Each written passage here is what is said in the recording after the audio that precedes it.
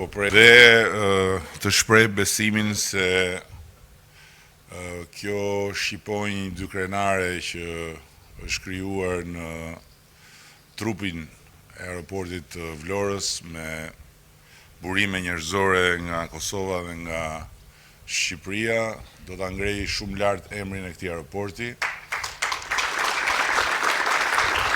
për cilësinë e shërbimit, për sigurinë dhe natyrisht edhe për nivelin e buzëqeshjes që e pash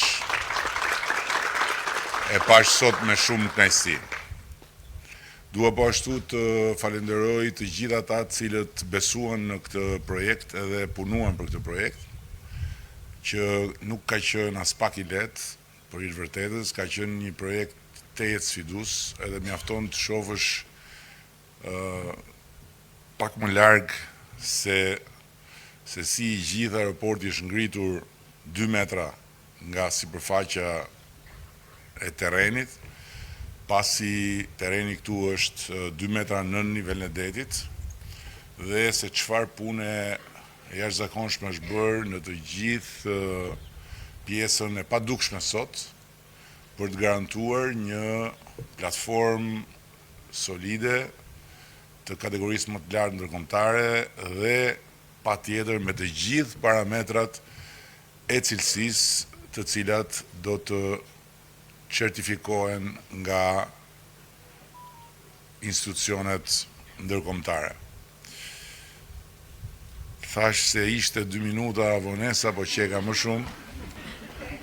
Dhe atëherë dua ta nis diku, se ju e dini që unë kam me vete shumë të tjerë që nuk duken këtu, po që janë bashkë me mua aty tek pasqyra e Facebookut tim, edhe që nuk më ndahen nga të gjitha rrugët e jetës, nga të gjitha vendet, me të gjitha llojet e opinioneve, dhe dua të adresoj njërin prej këtyre opinioneve që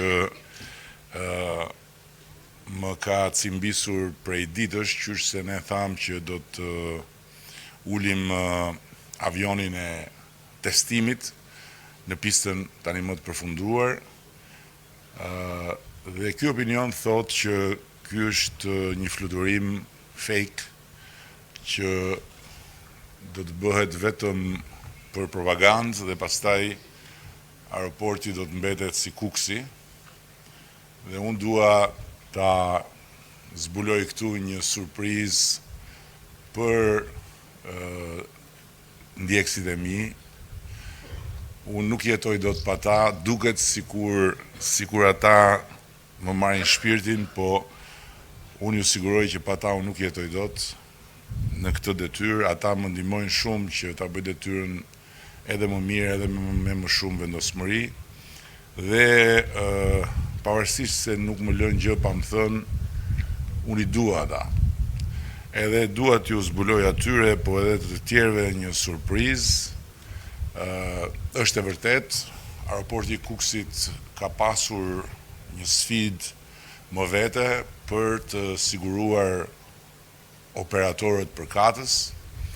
Nuk është një aeroport i thjeshtë, ka një problematik me korridorin e uljes, që e kemi thënë qysh atëre, dhe nga ana tjetër, për të pasur operatorët që punojnë në një aeroport, duhet të krijosh besimin e dur se nuk do të jetë një operacion me humbje të parësyeshme si fillim.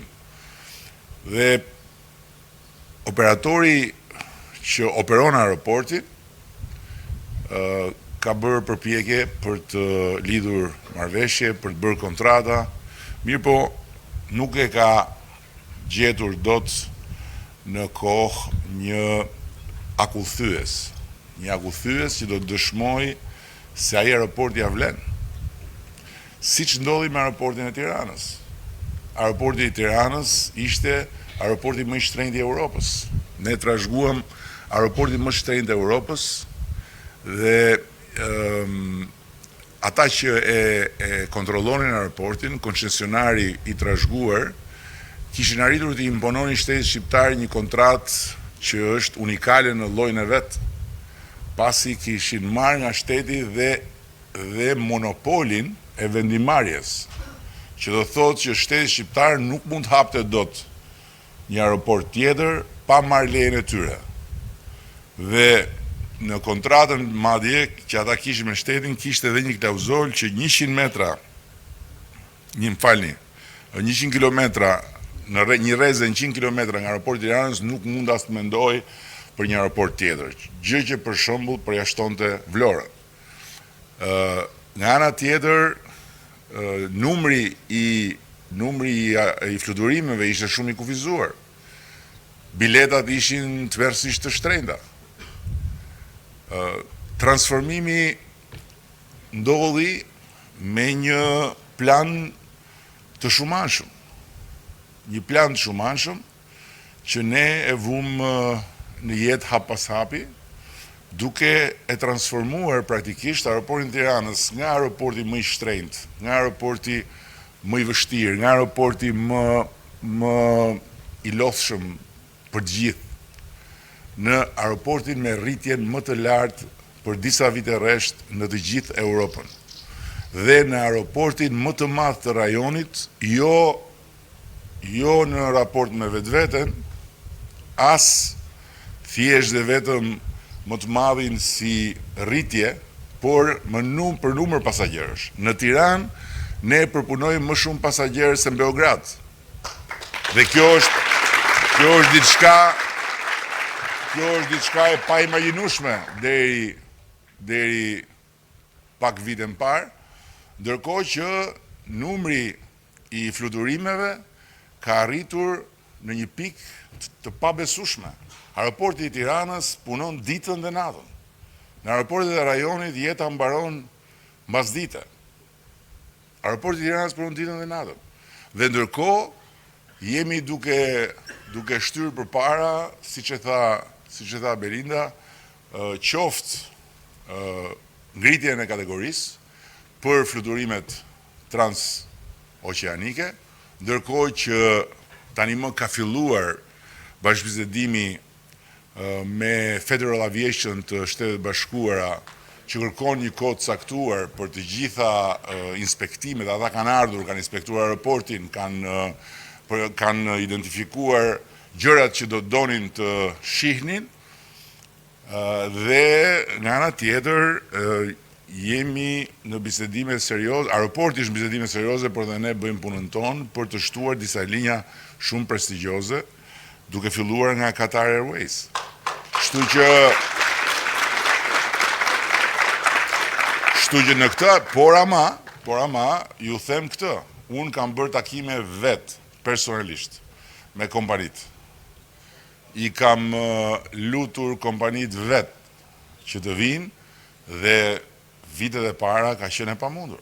Ka pasur një skepticizëm të madh. Kur erdhi Ryanairi u duk sikur do me thënë base shumë kush ka menduar që Ryanairi erdhi se atë ditë mësoi për Tiranën. Ryanairi jemi qepur me buk në trast kur i thon, por nuk bindej. Nuk bindej që Tirana dhe Shqipëria i kishin biznes për të bërë, dhe sot Ryanairi është i lumtur me Shqipërinë. Tani, ku lidhet Kuksi këtu? Kuksi lidhet tu sepse ka nisur puna prej kohësh dhe në janar është regjistruar zyrtarisht edhe 3 minuta. Po e zjas që të viba. Është regjistruar zyrtarisht kompania, një kompani e re shqiptare. Tani juve të Kosovës do prekeni në mënyrë të posaçme, një kompani e re shqiptare e cila do të nisë së shpejti për të mos i ndalur më fluturimet në aeroportin e Kuksit. Mund ta tregojmë pak? Po.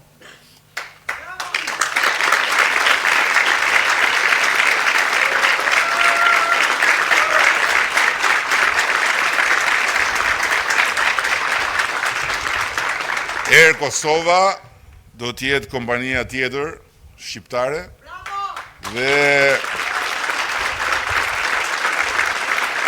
Dhe këta dy avion do jenë dy avionët e krenarisë sonë të përbashkët.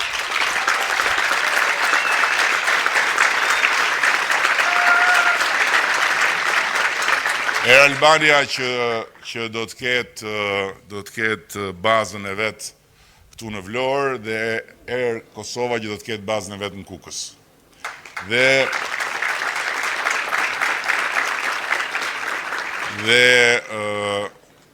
për ta konfirmuar këtë, kam sjell me vete edhe certifikatën që mos thonë që është një Photoshop. Ky është regjistrimi i kompanisë qysh në janar të 2025-ës. Kompania po punon për të siguruar avionët edhe për të filluar me operacionet në territor. Nuk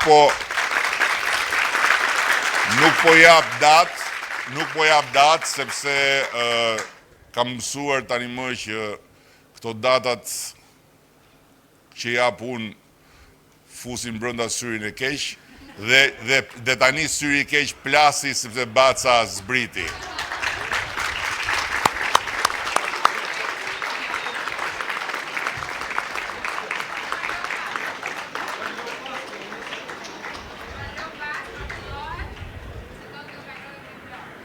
Është duke shkuar në Vlorë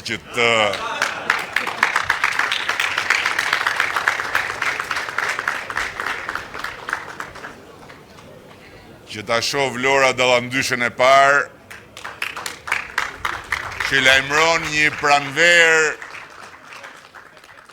në të gjitha sezonet e aeroportit Vlorës, i cili ndryshe nga aeroporti i Kukësit, që është një aeroport i vogël për fluturime low cost, do të jetë një aeroport ndërkombëtar për të gjithë vitin, jo thjesht një aeroport turistik, edhe Kukësi për gjithë vitin, ndërkohë që për fluturime low cost, ndërsa Gjirokastra, që do të jetë aeroporti i mandatit të ardhshëm, do të jetë një aeroport turistik sezonal, që do të ndihmoj fuqishëm gjithë Jonin gjatë periudhës verës dhe gjithë jugun e Shqipërisë natyrisht, sikundër aeroporti i Kukësit do të jetë një mbështetje e madhe edhe për turizmin në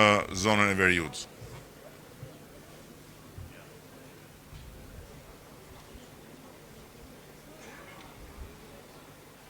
Duket se shkoi deri në himar buxheti.